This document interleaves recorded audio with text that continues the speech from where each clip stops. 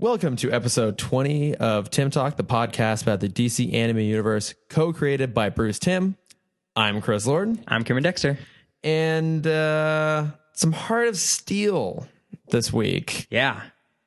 Are these good? Are these good episodes? They were fine. Yeah. I tried to analyze it from a different perspective than just robots. Okay. Because obviously the whole plot of this episode, of this two-part episode, is robots, yeah. The AI taking over 2001 Space Odyssey, Batman versus HAL 9000, yeah, so on and so forth. They're really obvious about the references, aren't they? Yeah, which is fine. I mean, this is a time, if you think about it, I assume this came out mid-93. I didn't look at the date on this one. I didn't look at it either. But I have it up on IMDb. Oh my God. Wow. Sometimes I'm prepared and sometimes I'm not. Wow. Today I'm prepared. November of 92. Wow. So they made this early. Yeah. This must have been one of their earliest episodes. Well, because what started in September 92. but yeah. they weren't releasing them on a weekly basis, and they were releasing them like every few days. And they also came in. That's there true. was a weird order. Yeah. This is episode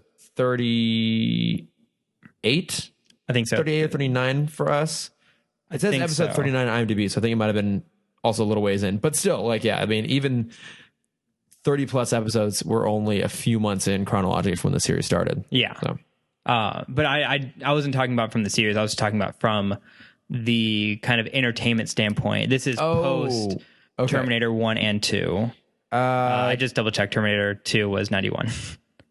Terminator 2 was 91? Isn't that crazy? I always thought it was 92. So I thought it was 94, to be honest. Oh my God. No. Yeah, I just looked it up. Okay. Yes. So we are well into the robo. No, I don't want to say Renaissance. No, not yet. I don't know. Have we had one? I don't think so. I just, for alliteration's sake, I want to say Robo Renaissance. But we've seen good AI themed movies at this point. Yes. So we kind of know what to expect in early 90s. And it's also great to see how far we've come with this kind of subgenre of sci-fi. Yeah, I guess things have evolved quite a bit. And we'll kind of get to all the specific references at the end. But my God, these two episodes just smack you in the face with. I love it. With references. Did you not love it? I love it. I did actually, because it was a little bit of like, some of it for me was doing some research and like looking up things I didn't necessarily know. Some of it was really obvious. So like even right from the beginning, have you seen Metropolis? 1938. 38, 39. Yeah, Fritz Lang. I haven't. I know of it. I know it was a huge influence on I've never every sci-fi film. Yeah, I've never seen it in its entirety, but I've seen the opening. Mm-hmm. And literally the opening shot of this episode is a reference to the opening shot of Metropolis. With people just like mindlessly like drones, humans, mindlessly as drones, like walking out of the building, in this case, Wayne Enterprises. Except for one sexy lady. We know she's sexy because the music tells us. Yep. She leaves a suitcase behind. The suitcase is a cool little spider-like robot that has the most amazing. It's better than the utility belt. Oh my God! Yeah, this thing has everything. Yeah, it's got like 6 robo arms. It's got an eye. It's got knockout gas, a rocket grappling hook. Yep. A laser, a camera, 4 to 6 limbs. I didn't actually count. 6. That was the max eyesight, I think. But yeah, and then an actual fucking rocket. Yeah, and it still works as a briefcase. Yeah, that's right. It's a fully functional briefcase. Yeah, lest we forget. Right. Which, I mean, I guess technically Batman's utility belt is a functional belt, but not really. Well, it's just a onesie, isn't it? That's true. No, it's a 2-piece. Is it a 2-piece? Yeah, I mean, that's how we can get like Batman with pants on, no shirt, still wearing his mask. Oh, I guess that's true. That's the classic look. I forgot about that. Which we'll get to, especially when we get to Ra's al Ghul. Mm-hmm. Oh, I can't wait to have the Ra's versus Raish argument. Oh, that is going to be good. That's going to be very good. So the robot breaks into Wayne R&D. It steals some chips. It trips an alarm. Rather than let himself be locked away in the security office by Wayne Security, Bruce goes through a revolving door in the corner. Which is awesome. Highly convenient. Yeah, he tussles with the robot, which makes its way up onto the roof, and it escapes through the previously mentioned literal rocket built into the middle of it. Yes. It shoots off, we presume, with the chips. Batman pursues with a conveniently stashed glider on the rooftop of Wayne Enterprises. My question is, how does he keep up? This is a full-on rocket firing full speed towards the beaches of Gotham. I don't know. And he's on a hang glider. Yeah, a non-propelled one, right? Mind you, either.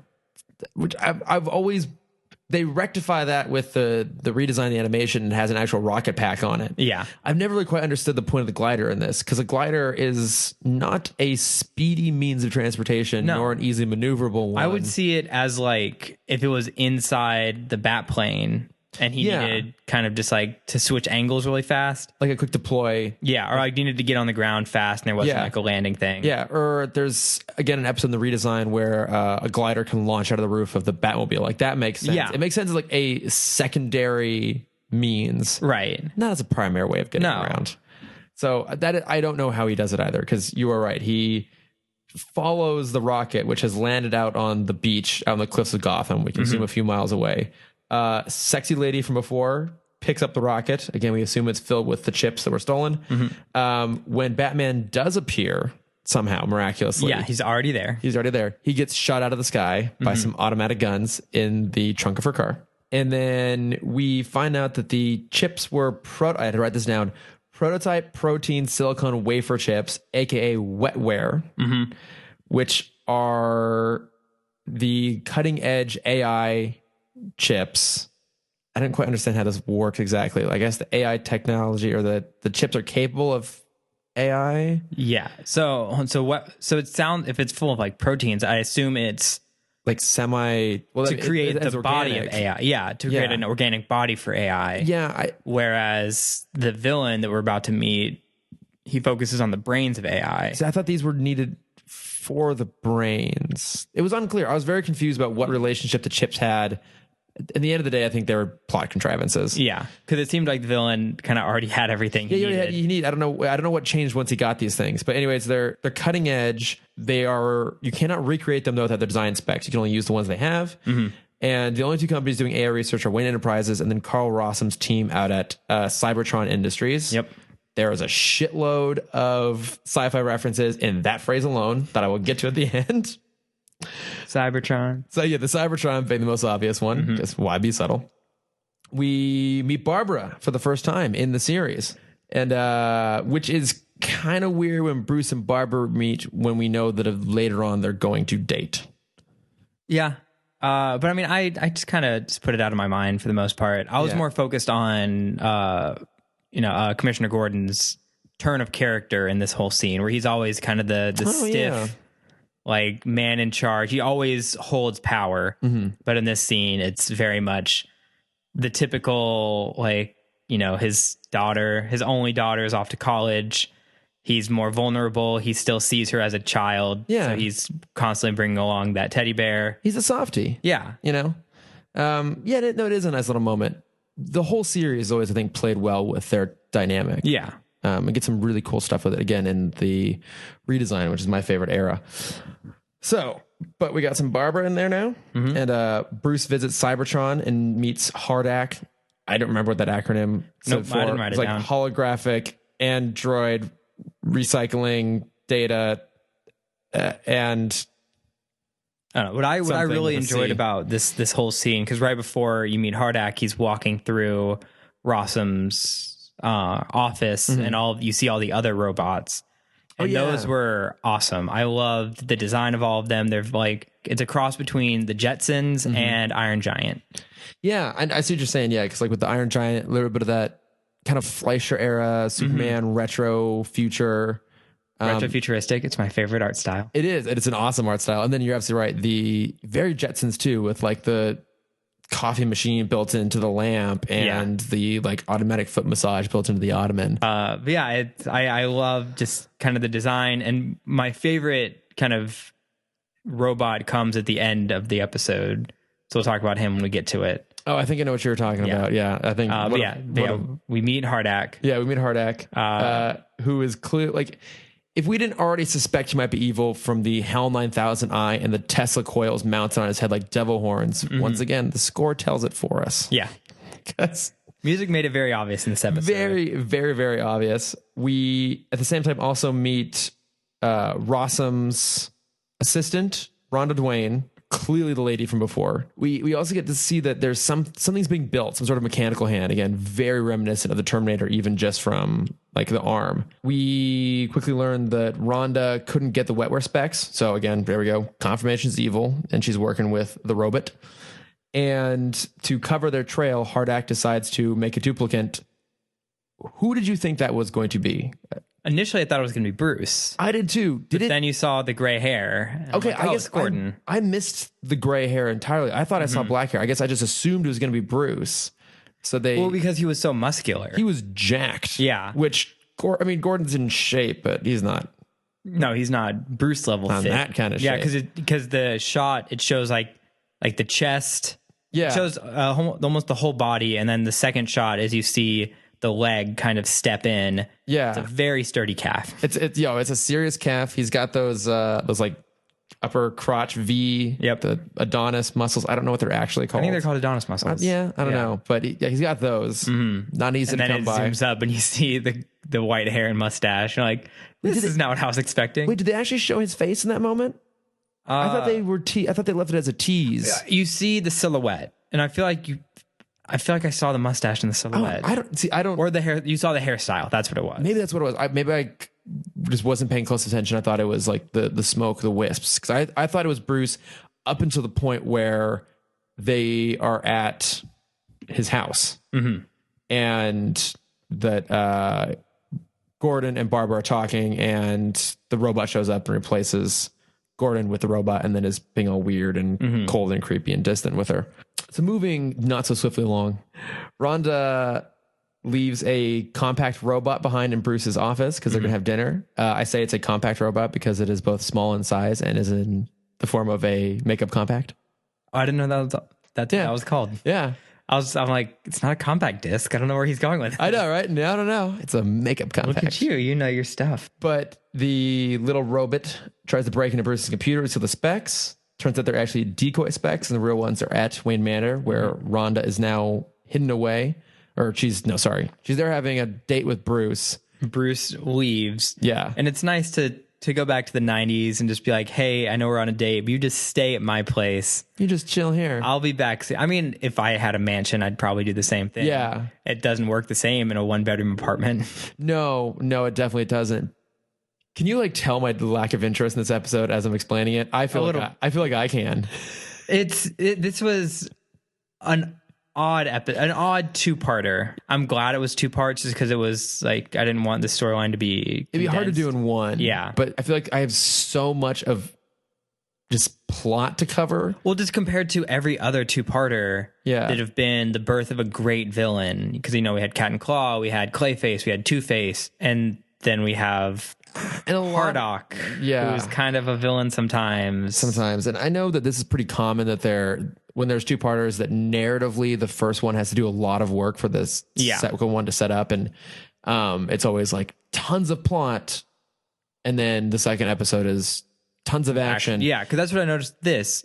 Even in the other 2-parters, there is an action sequence. I guess we had the opening scene. The opening scene, which is it's like a decently constructed action sequence, but for the purposes of summary, I have so much other plot to get through that I can't even get into the juiciness of that fight, which is actually because I paused it right when it wrapped. It was like an 8-minute sequence. It's almost half the episode is just the opening, and the rest of it is just dense exposition, which you listeners now get to enjoy, muddled and in a monotone We're voice. doing a great job. No, we got it. So where were we? So Bruce is gone from the manor. Rhonda knocks Alfred out with a little electric zapper thing. This is 2 episodes in a row where Alfred gets knocked out. He got knocked out in... Oh, he got chloroformed or something, right? Yeah. At the Palm Springs place. I forgot about that. You're right. This is sad. This is 2 for... He's earning his bonus is what he's doing. That's he probably gets a serious hazard pay bonus. Especially after this. Honestly, I'm sure Alfred runs Bruce's bank accounts. He could just whenever he just wants money, he's like, yeah, I'm going to give myself Bruce's transfer money. Yeah. So, but he's out for the count. Rhonda uses X-ray specs and finds the entrance to the Bat Cave. Yeah, learns that Bruce is Batman. And she's a robot, so she has no real emotion about it, and she passed that along to Hardak. But I kind of felt like that would have been the good time to cut the episodes. That's that's a big cliffhanger.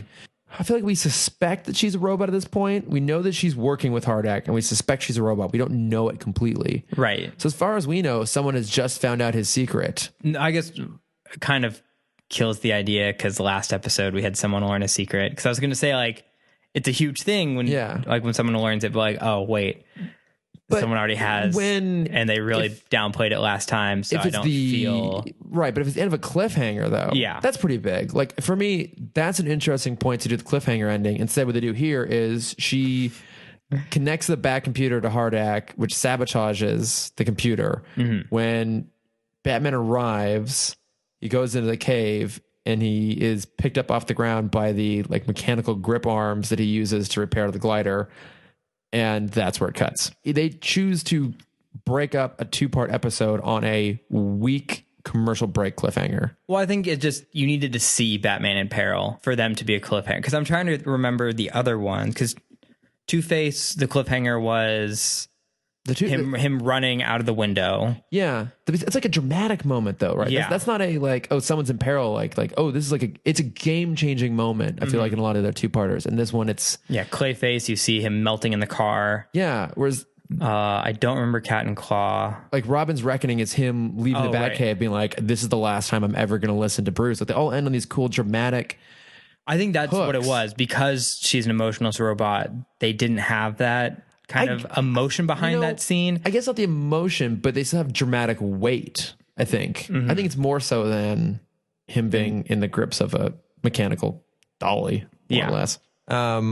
Real quick before we go into our next episode, this is probably going to cut in the promo. So okay. You like podcasts with themes and purpose? Love them. Me neither. Oh. That's why we created the Potato Podcast. You mean Potato? Sure. Great, then check out our show. Every week we have a special guest from the world of improv and entertainment. We promise we won't stay on topic. And with some help from the human bag of garbage intern Rich. We're best friends. Nope. And the voice of reason, Sam. You're doing this ad wrong. We make a show that somehow makes sense. We've been told the show's like hanging out with your best friends, but let's be honest, your best friends are kind of jerks. Yeah. So check us out every Wednesday on the Nerdist School Network. And that was the promo, guys. Yay. Yeah. See? Hope you enjoyed your first commercial. Yeah. But anyways, let's see if I can get through part 2 relatively fast here. He easily escapes from mechanical arms, as he would. This is the thing that bugged me for a second. Just quick side note on please. this. Bruce builds all this stuff, right? Yeah. So he would know. So for the people who didn't watch this episode, he basically gets out of the trap, lifts up the front panel, and you see all the innards, all the wiring. Yeah. So he knows which wire breaks it. Oh, you're right. He didn't need to rip every single one out. He rips them all out. Because Alfred is going to be the one who has to repair this. Yeah. Oh, man, he's such a dick. So that really upset me because you see like 3 prominent wires. I'm like, oh, it's going to be the classic, like, which one is it?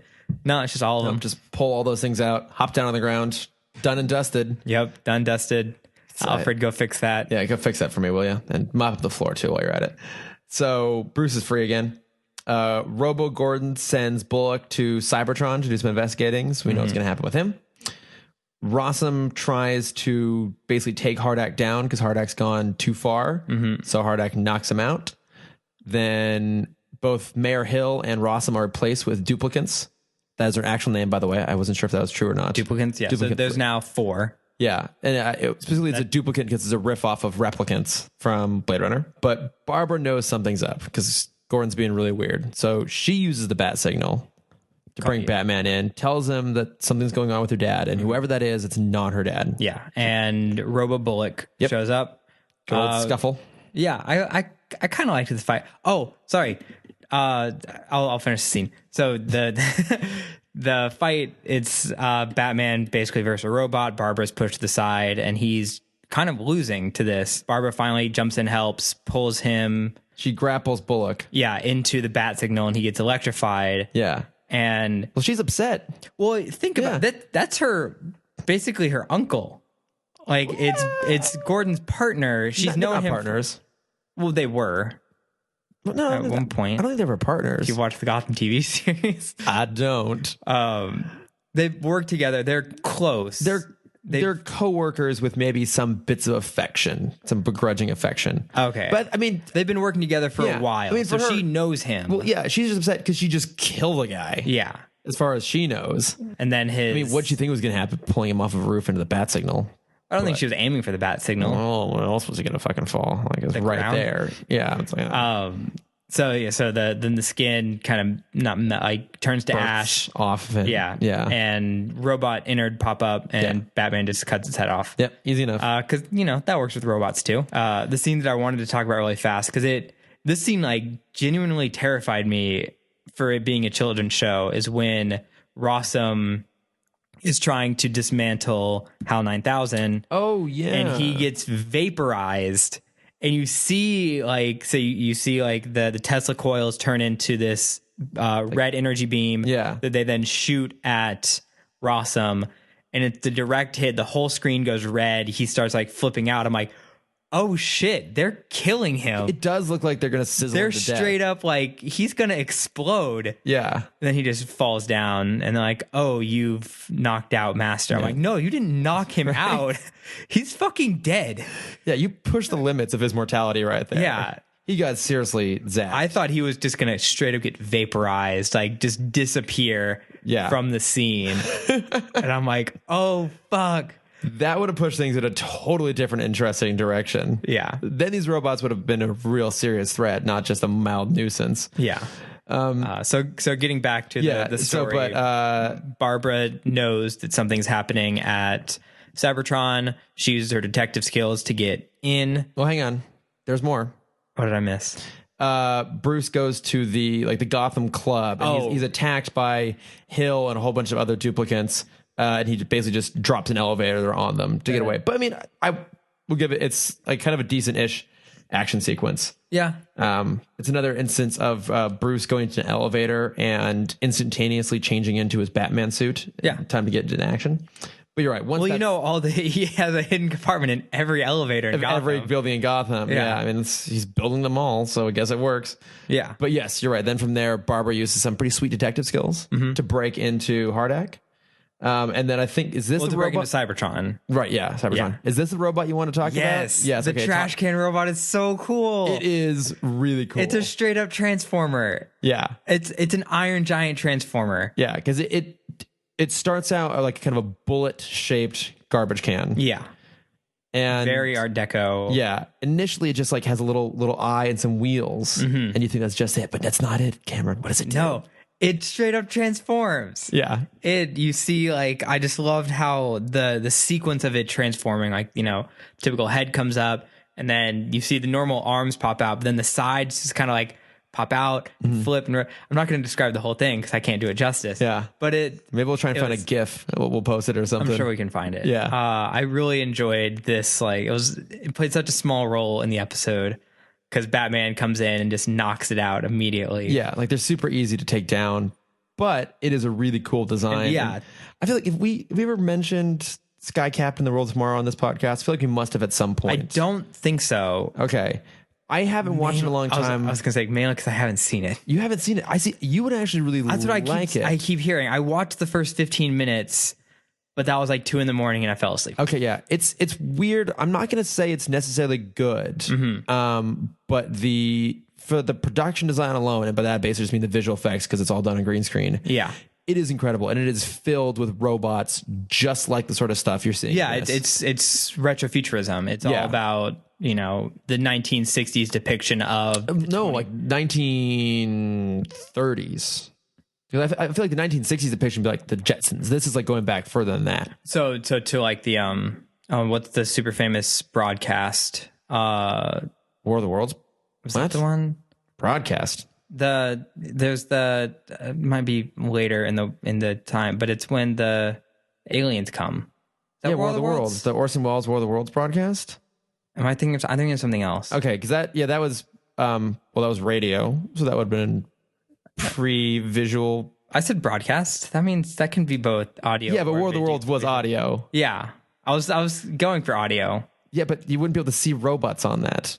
Broadcast doesn't specifically mean visual, but does it? Well, no, you can. It's a radio broadcast. How can you have a visual inspiration from an audio medium? No, forget it. Just continue on with this. Okay. I think I kind of get what you're saying, but I'm just going to be a real technical shit about it. That's fine, because I don't know what I'm talking about anymore. I don't know, and I really like being technically right. So Barbara is apprehended by the trash can robot. Yep. Batman comes in, knocks out both of the trash can robots immediately. And then we finally learned the plan, the overall plot, which we basically already kind of knew. Mm-hmm. But it's robot takeover. Robot takeover. Basically, after Rossum's daughter died in a car accident, he was bothered by basically human mistakes, the fallibility of humans. So he had this idea of replacing them with people. But he kind of built Hardak and never intended to go anywhere. And then Hardak went much further with it and was like, oh, I'm actually going to replace humans with robots. Perfect robots that don't make mistakes. Mm-hmm. But he still needs to keep the humans alive to learn. To study them? Yeah. I guess, yeah, because everyone who's been replaced, the 4 guys been replaced, including Gordon, are just stashed in a But where are they? So we saw tank. 2 other robots fight Bruce in that former scene. Yeah, were they? I don't know where they are. But I think not all of them are necessarily based on real people. So they could just be generic. Right? Yeah, I mean, because we never see that there's a human version of Rhonda. That's true. So I guess some of them are original robots. I'm pretty sure it was Marilyn Monroe was the original version. Yeah, a little bit. Blonde with the mole. Did you? Oh, yeah. I'm assuming you've seen the 90s Parent Trap. The Lindsay Lohan one? Yeah. Yeah. She reminds me of the fiance in that, I should remember that actress's name because I like her a lot, but I forget her name. I kind of know. Yeah, I don't know. I vaguely remember who that is. Very specific point of reference, but that's who she reminded me of. But yeah, take us out to the end here because... Hardak reveals his plan, and he six the 4 robots on Bruce. You're on Batman. Batman beats him up. He breaks open the case that's holding all the original humans. Barbara gets them all outside. She runs back in to say Bruce. Bruce, in his typical fashion, is blowing everything up. Yep, whole place is going up in flames. Yeah, Hardak explodes. Gordon, I love this like short moment where Gordon screams to the building because he doesn't think Barbara's getting out. Yeah. And you see that pure moment of like pain. Yeah. And then obviously she's out. She's carrying Batman. Everything's okay. It's kind of that's it. The end. That's basically it. Yeah. I mean, I feel like these episodes are kind of held in high regards. I guess there's some cool design elements in them, but I feel like even for a 2-parter, it's kind of forgettable. Absolutely. Yeah. I feel like the best thing it does is set up the groundwork for Batgirl later. And I think it does it really well, Yeah, actually. and I think that was kind of the whole point of it. Yeah, but it was the subplot. But I guess we've had so many other episodes that do that kind of multitasking better than this. Yeah. Especially over 2 episodes. Like, I see what you're saying. There's a little too much going on here for it to just be one. But I think it stretches the credulity of being a 2-part. What would have made it better is if in part 2 she somehow donned the Batgirl costume. I disagree, actually. I like that it's all just kind of set up. I think that would have been too much. When she eventually does become Batgirl, that is a 2-parter. Okay. Yeah, I like that the little bit of groundwork they did. She's like, oh, this is fun. I could do this again, sort of thing. And you see the detective skills. And that she actually just got some smarts. Yeah, overall, kind of forgettable, though. But I did make a list, though, of all the sci-fi references. It's a shitload. Just a quick question before you jump into the list. Yeah. That really creepy crab walk, is that a reference to another robot? Oh, like the briefcase in the crab walk? No. The robots when they would spread out. Oh, yeah. Because I know Grievous does that in Star Wars Episode 3, but that's 12 years later. Yeah, I feel like I've seen it somewhere else. I couldn't tell you where, but you're right, it is. Because that really made me like cringe. Okay, I hated those. Yeah, it's a weird, disconcerting thing. I didn't know specifically of another point of reference, and I didn't see one specifically mentioned. Okay, but it is a funky thing.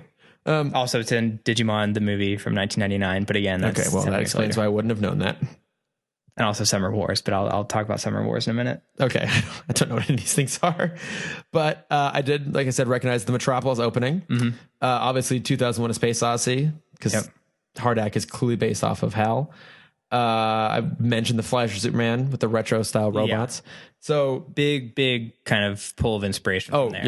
Yeah. One of the big ones is Carl Rossum, the name, combination of the name of Czech playwright Karl Čapek. Yeah. Sure fucked that up. Yeah. Whose play RUR from 1920 is credited of coining the word robot. Right. Okay. Yeah. I've heard of that. Yeah. Yeah. So that's a pretty big one right there. Obviously, like I mentioned before, Transformers, Cybertron, very clear Terminator references. You know, as you point out, this is right after Terminator 2. So the endoskeletons look like the endoskeletons of Terminator. Hardak is very clearly similar to Skynet. Yep. And then, of course, I think Blade Runner is the most obvious ones. So they're referred to as duplicants versus replicants in the show. And then the voice of Carl Rossum, William Sanderson, played the designer of the robots, of the replicants in Blade Runner. Oh, that's cool. So, like, they were really clearly going for some very specific references to Blade Runner, which I actually haven't seen. Neither have I. I also don't know which one to watch because I've heard, like, don't watch the theatrical cut, watch the director's cut. There's like 2 or 3, I don't know. Oh, yeah. There's, I think, 4 different versions. 4 different cuts. Yeah. And so I'm hoping that as we get closer to... I own one of them. I do too, actually. I think I own all 4, like, in a collected edition. Oh, perfect. I'm hoping as we get closer to Blade Runner 2049, someone says, oh, this is the version you should watch before going and seeing the new one. I'm sure Nerdist will post an article about it. Yeah, we'll just have to sit and wait. Looking at you, Twitter. Help us out here. And then I think one other big reference would have been Westworld and Future World, not just in the fact that there are robots in human guise, but that specifically Future World, the sequel to Westworld, the movie, not the TV show. That was the whole plot, was to replace high-ranking political global figures with robots. Yeah. That's clearly what they're going on here. So I'm surprised there's no Asimov references. Yeah, I didn't know any. Doing my research on it, I didn't see any specific ones. I mean, I only know like Asimov's 3 rules of robotics. And I don't even remember what they are. God, off the top of my head, it's cannot hurt a human. Yeah.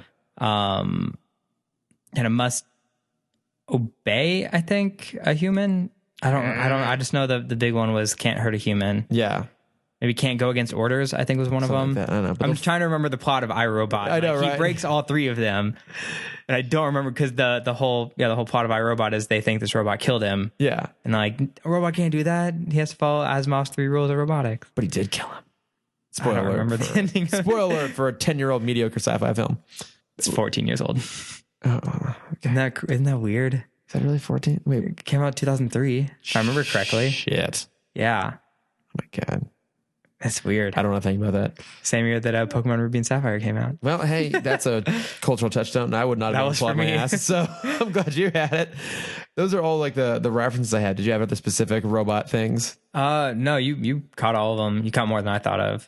Okay. There wasn't that much to talk about, I feel like, in this episode, sadly. I brought it up at the beginning of the episode, the kind of cultural not shift, but the cultural evolution of this subgenre of the AI.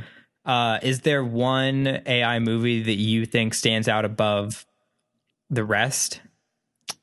Anywhere for like before or after this episode? I mean, it's hard. I mean, God, Terminator 2 is that's kind of a hard one to top because that movie is so good and it still holds up so well. And like, especially the effects on it are better now or better then than a lot of movies are now. Yeah. It's got so much dramatic weight to it and heart. I think that's gotta be one of the bests. Like, bests. You like that? I think there are other more interesting, say, like visual movies to pick up on in kind of the robotic genre. Movies wise, yeah, that's definitely one of the best. And obviously, we've talked about Westworld, the show, before. I love that.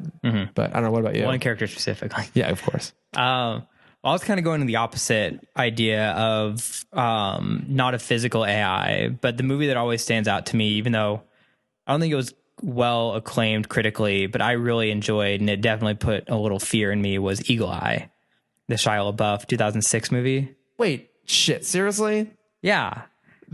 Okay, I've never seen it. All I know is that it is. Oh, don't judge me. Don't give me that judgmental look if you haven't seen it. Well, one, it's a Shia LaBeouf movie, and yes, but it's a good concept. It is a shameless rip off of better Hitchcock films, is what I've read about it. That it's basically like The Man Who Knew Too Much, but shitty. Well, I've never seen The Man Who Knew Too Much. And doesn't it even end in like a big opera house or something, like a big concert hall? Yeah, it's in the White House. Okay, well, that is the exact ending of The Man Who Knew Too Much, as the whole thing comes to a culmination in this. Well, it's not kind of one man. I like it because for me, it's the movie that gave me the idea of the eye in the sky. that no matter where you are, no matter what you're doing, someone is always watching you. You know what? You are right. There can be good bits of film in otherwise horrible movies. It wasn't that bad of a movie. You haven't even seen it. I'm not even gonna bother to go. No, like I said, it's the first kind of movie that put the idea of constant. I assume it's gonna have like a 6 out of 10. Yeah, probably. The first movie that really kind of like maybe look at cameras and see like, oh, everything I'm doing is being monitored, and that's a little odd. And what would happen if, someone was able to control those cameras and control all of that knowledge? They can manipulate like good old Shia LaBeouf. Yeah. Probably won't watch it, but that is fair. Compared to the other movies I had on because I wrote down all the ones that kind of first came to mind. What better movies did you skip over in favor of Eagle Eye? Well, obviously Terminator 2001. I like iRobot more. Summer Wars. I like it. I was entertained by it, but I can acknowledge that it's not that great. There is an anime movie called Summer Wars, which for the people who haven't seen it, which I'm sure is everyone. Yeah, it was a very small release film, but it's beautiful. It's one of the prettiest animated films I've seen. Similar idea to Eagle Eye, but being inside the internet, like everything you're doing is being monitored. Okay. And what happens when one creature, it's like a virus, gets hold of all this information and uses it against you. But it's cool because people like go into the internet and fight the virus. And if anyone's seen the Digimon movie, it's pretty much the exact same story, but prettier. Which you're looking at me like you haven't seen it. You know what Digimon is, right? I know of Digimon. That's all I ask of you. Okay. I at least know of it. I don't know anything about it. That's fine. It's Pokemon, but worse. Different. Okay. I don't think worse. What do you think is the Rotten Tomato score of Eagle Eye? Eagle Eye? 42. Wow, you were generous. Is it 20? 26. Dang. I enjoy Shia LaBeouf, all right? I actually will defend the first Transformers movie. I have heard that Disturbia is actually really good, even though that's basically just a remake of Rear Window, which is one of my all-time favorite films. Yeah, Rear Window is great. I have seen that one. Okay. I have seen that one. Okay, good. That one's great. That's because those would be some fighting words there. Rear Window is one of my all-time favorites. Yeah. Well, I actually once taught a lecture on Rear Window, which was really fun to do. That has nothing to do with anything. What was the other? Oh, I was going to say my favorite quote, like the first quote that I ever memorized was a Shia LaBeouf quote. It was, "What is life if you don't pull down your pants and slide on the ice?" Is that from like Even Stevens? It is from Even Stevens. I guess never watched Even Stevens. See, that's why you have this disdain towards Shia LaBeouf. No, it's his modern work that makes me have a disdain for him. There's a really interesting video that I'll send to you after this. Is it actual Cannibal Shia LaBeouf? No. The music video where he cameos as himself, and it's actually like my favorite thing he's ever done? No, okay. But it kind of... It's really fun. It describes why he's doing what he's doing now, and it's a very specific art movement that he's trying to bring into the public eye. It kind of gave me context of what he's doing. He's not just straight up being crazy like I was afraid of. Or my favorite theory that I kind of made up myself is that this is all one big movie that's going to come out in like 5 years. And it's going to be like the actual like fall of a star. Oh, okay. What's the last thing he was in? Shia LaBeouf? Yeah. Oh, fuck if I even know. Oh, actually, okay. To his credit, apparently he was in a movie, or he is in a movie, American Honey, came out this last year. Oh, that's right. Which actually apparently is really, really good. I haven't watched it. It's like 3 hours. But yeah, not the biggest fan. I can tell. Yeah. He'll probably end up in the DC Comics universe at some point. I hope so. He almost did. He was almost in Suicide Squad. Oh, this is a real thing. He was almost in Scott Eastwood's role of like the military sidekick to Rick Flag. Okay. In that movie, because he worked with David Ayer on Fury. Brandon's good in that too, actually. He's capable of being good. Yeah, he's fine. He's capable. You're just looking at all the negatives. Well, that's what I do. It's one of my superpowers. It's fine. But looping it back to Batman and continuing on my bad idea train, I had the most sappy idea of the reasoning behind the title of this episode. Okay. Heart of Steel. And it's not about robots. It's about Barbara's determination of doing good. Okay. Isn't that right? Isn't that good? It's a 2-part title. Why do I? Oh, go on. I don't know why why? What's For the people at home, if you can't tell, I have the biggest smile on my face. Really, So I'm so proud of that. It really does. Okay, why?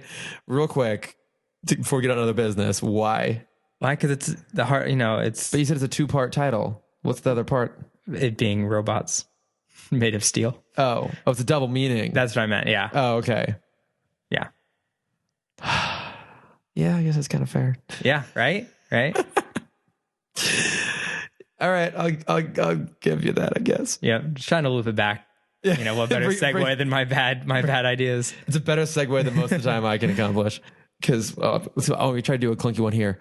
Here we go. So at least that idea didn't die as horribly as Thomas and Martha Wayne. No. Because we're looping it back around. We're going back to that. We got to go back to our live challenge. I forgot about that. Here that we did last week. So quick recap. Cameron and I last week just tried to, from memory, without any help from the internet or any previous research, list every instance of Thomas and Martha Wayne having I'm going to call it a death scene or a scene about their deaths in film and television. So basically the only thing we were excluding are the Arkham games.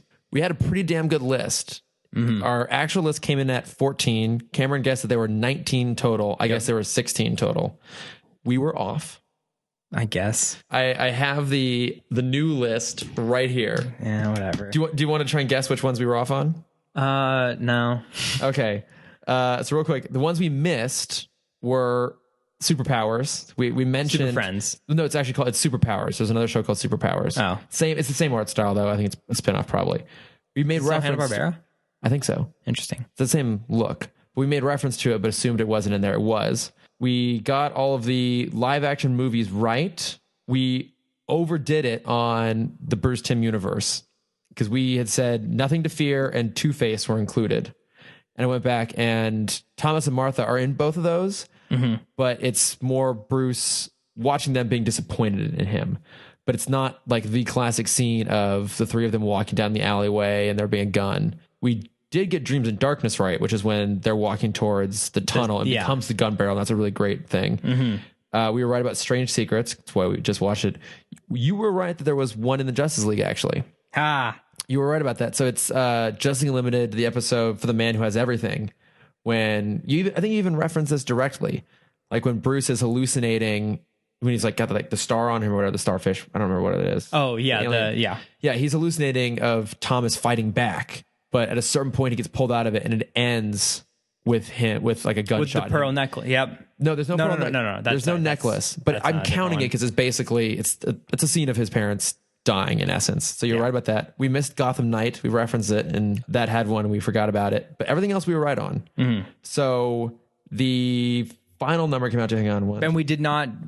I wanted to make this clear. We didn't do every time they show it in the Gotham TV show. No, that'd be exhausting. Because that would add at least, how many episodes are there? However many episodes there are. We're in season 3 now. Add that many to it. Oh my God. No, we only did one for Gotham, but that gives a total of 1, 2, 3, 4, 5, 6, 7, 8, 9, 10, 11, 12. Okay, that's not bad. Yeah. So we were two off on the initial write down list. We were pretty close, and I will say that we at least made reference to the ones we also got wrong, so we weren't completely wrong. Yeah. You way overshot it with 19. I was sure we were missing a bunch. Yeah, way overshot it. I assumed also every episode we see Scarecrow in every iteration that you would see his parents die. Yeah. And as far as I know, we've gotten every instance in the Timmverse. We might be surprised at some point, though. I'm sticking by it. So there are 7 more out there we just have missed entirely. Yep. Again, we're not counting the Arkham games. Nope. But yeah.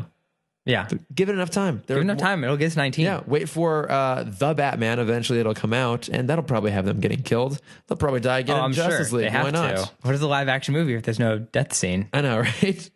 Yes, that's our quick recap on our live challenge from last week, which then moves us again once not so swiftly. I'm really fucking up these transitions. It's fine. You don't need them. Fuck it. Whatever. Bat plug. Bat plug. I'm ready this time. I wrote it down. Okay. Because I was really struggling on remembering what I watched this week. Sped through Series of Unfortunate Events. Is it good? I haven't watched any of it yet. I need to. Yeah. Okay. Patrick Warburton's in it. He's the narrator. Yeah, he's Lemony Snicket. Yeah, I thought, because usually I compared it to the movie, the Jim Carrey movie, where Lemony Snicket just had a very small role. Wasn't it Jude Law? Yes. Right on. I thought it was going to be like he was going to be the recap guy. Mm-hmm. So he'd pop up and be like, this is what you missed in a streaming show because you don't really need this anymore. But he was a prominent character. I really enjoyed it. They're really tying him into the storyline, which I love. Yeah. And it's the first 4 books. Okay. So a lot of people have been complaining about the pacing of it, but I really enjoy it. It's basically similar to the Justice League setup where every 2 episodes is a story. Okay. So is it 12 total? 8? 13 10? books. No, how many episodes of the 8 show? episodes. Okay. So it's the first 4 books. Okay, so that's a reasonable amount. Mm-hmm. And I was talking to one of my friends about this, and they're like, yeah, they rushed the whole story. I'm like, no, we're just thinking about it. Because when we read these books, or at least when I read these books, I was in 2nd grade. Mm-hmm. I remember them being these long stories. It was 200 pages. Oh, okay. The first book was like, I think 250 pages. The last book barely broke 300. Oh, wow. It's like they're short reads. Are they good? I've never read them. I love them. Yeah. That was, well, because we've brought this up on the podcast multiple times before. I didn't read Harry Potter as a kid. So this was Forever. God damn it, Chris. Forever. This was my book series that I read growing up. Because it was 1999 through 2006, I want to say. Okay. So, that's when I stopped reading. And you've never picked up a book since then. Well, then I picked up comic books. But I really enjoyed the series, and I'm excited for the next 2 seasons. I assume they're going to do 2 more seasons if they keep this pace up. Okay. And then, I finished Avatar last week, so now I'm into Korra, and it's nice. No, I didn't realize what great voice talent was in Korra. Yeah, I clearly you've never watched it, have you? No, I mean I know that Janet Varney is the main. Yeah, J.K. Simmons is in it, which it took me like 6 episodes to realize it was him. But he did a lot of voice work though. Yeah, he's the yellow M&M. I didn't know that. Yeah, that's awesome. You wouldn't notice it until the next time you see it, and then you will notice it. I'll definitely look into that. But yeah, he's Tenzin, who's one of the main characters. Mm-hmm. And fuck, I never remember this actor's name, but I love him. He was what was he in? Did you see Pitch Perfect? Yes. He's the male announcer. Oh, John Michael Higgins? Yes. Wow. Yeah, he's in it. He's also been Fired Up. Yeah. Yeah. I didn't know if you would get the reference of Fired Up. No, we've talked about Fired Up. I love Fired Up. Me too. I can quote that whole movie. But yeah, Sorry, I'm still blown away by the fact that I was able to pull that out so quickly. I'm very proud of you. Yeah, he's one of the voice actors, and he's great. I'm also surreptitiously making sure that I had that right. Yeah, that's right. I think I'm right on that. And also Aubrey Plaza is in it. What? I forgot about that. Yeah, I just started season 2 or rewatching season 2, and yeah, she's Eska. Oh, that's awesome. She's the love interest. That would have been one of the love interests. Would have been kind of before. This was before Parks and Rec. I mean, this was during Parks and Rec. Okay, she was on Parks and Rec. Right? What? Yeah, this was during Parks and Rec. Was it? This came out in 2012. Okay, I forget how old Parks and Rec is. I mean, she's huge now, but less so back then. Yeah. What do you say? What do you mean? You don't think Scott Pilgrim just rose her to the A-list? She's great in that. She's so good. Dude, everyone's in Scott Pilgrim. I know. I listened to the soundtrack again last night, and I just want to. It's a great soundtrack. I think I'm going to watch it tonight. I do love that movie. It's so good. It's the best video game movie ever made. It is 100%. Yeah. It's no competition. Not even close. What are you watching? What are you watching, reading, listening to? I started reading a comic book, The Fade Out, by Ed Brubaker and Sean Phillips. So it's a Hollywood noir storyline. Already down. Yeah. Did you ever see what was the Coen Brothers movie? Hail Caesar? Yes. So it's kind of like that, but not whimsical. But unlike Hail Caesar, it has an actual plot. It's kind of as you expect. It's like there's a murder mystery. There's like McCarthy's involved. It's like all these Hollywood starlets and all the subterfuge stuff. It's really good. I'm almost done with the first collected volume. That's awesome. Yeah, I'm really enjoying it. So I think I'm going to try out the second volume, I think, on Comixology and see how I like. Ooh. Because there's so many comics I want to read right now. Yeah. And I would rather read more of them at a more reasonable price than pay $20 per graphic novel, which is kind of what everything is right now. So I'm going to try it and see how it goes. Yeah, I'll have to let me know. Yeah. So that's what I've been reading. I've been watching a number of other things. My one other bat plug this week is going to be a bit of shameless self-promotion because you actually helped out on this. It was a sketch that I directed a long time ago. The first of at least 2, maybe more, called Hear Me Out. This one's about trash cans. And it's kind of set in this world where very specific things we're used to every day don't exist in that world, and someone's trying to pitch them like a product. So trash cans and clothes, and we're trying to figure out other ones. But I finally got off my ass and got it finished. All right. Mostly thanks to our awesome editor, Eric, who did tons of work this last week. And at the time of recording this, it hasn't happened yet, but when this airs, it will have happened. It's going to be played at a variety show, and then we'll put it up on the Senior Ditch Day website. So nice. I will put that in the links. So go check it out. It's kind of dumb, but I'm actually pretty proud of it. And Cameron was there. He helps on it. Yep. Caught the trash. Yeah, you were our trash wrangler, and Kelly Nugent, who basically like manages the whole Nerdist School network. She's in it, as is Mass Acevedo, who is on a couple of podcasts on the network. So there's some like Nerdist talent associated with it. So so go check it out. But that's my shameless self plug for the week. No, that's great. I'm excited to finally see it. Yeah, it's pretty good. I'm really happy with it. So, but I think that covers it all. That basically covers it all. Since this was half a podcast about robot movies. I know. Yeah. Hey, we stretched it. We got it there. Yeah, we made it. It all fit. Yeah. I think I'm also super. These were necessary references. They were. Opposed to last week when I just like shoehorned them in for no reason. But I love the shoehorned. I mean, we shoehorned a lot of Shia LaBeouf into this episode. I got my Pokemon plugin. You got your Pokemon and your Digimon, so we're doing fine on the just like tenuous at best these references. Yep. But that wrap things up. So we are at Timm Talk Pod on Facebook and Instagram and Twitter. And all the bat plugs, by the way, you can find in the episode description on iTunes. And I also post them to the Facebook page. And I think I'll put up maybe a separate tweet out about them too. So you can go check those out. I'm at Lordifer.